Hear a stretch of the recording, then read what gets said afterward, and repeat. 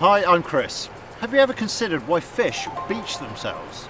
Fish, whales and dolphins are all meant to live in our oceans and rivers, so why would they ever come onto dry land?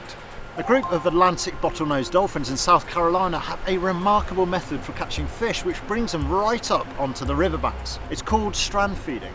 They work in small groups searching for fish, and by working along the riverbed they force them into shoals, and in a final drive they force them up onto the bank, creating an easy meal.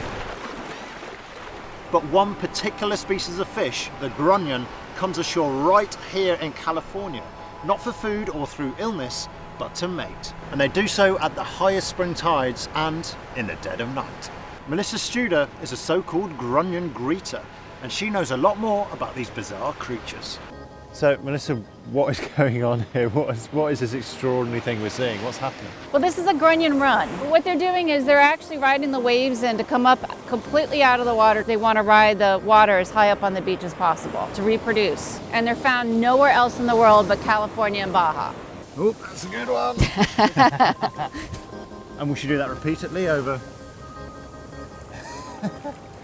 This is the Grunion Run, I told right? you, it's the Grunion Run. The females will come in, and she'll dig in tail first to lay her eggs, and the males will wrap around her and fertilize her eggs.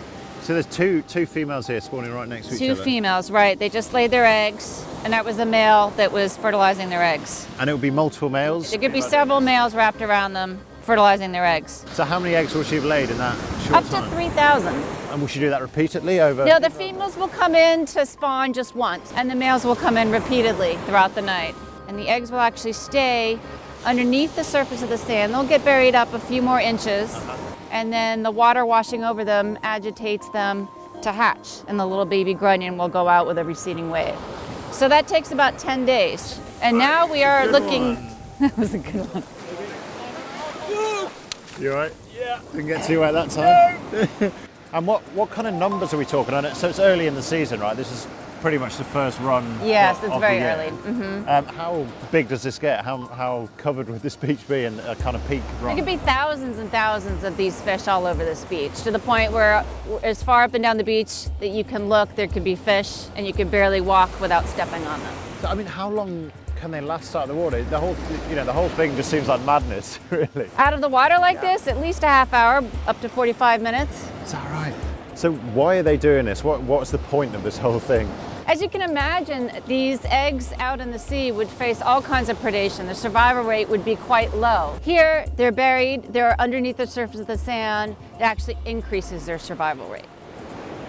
Well, I am completely drenched, but it's been worth it. It's been an incredible experience. But for more amazing animal behaviour, don't forget to subscribe to Earth Unplugged, and we'll see you next time. We're not the only ones who fart. Cows, elephants, snakes, and even fish fart. In fact, there aren't many animals that don't let rip.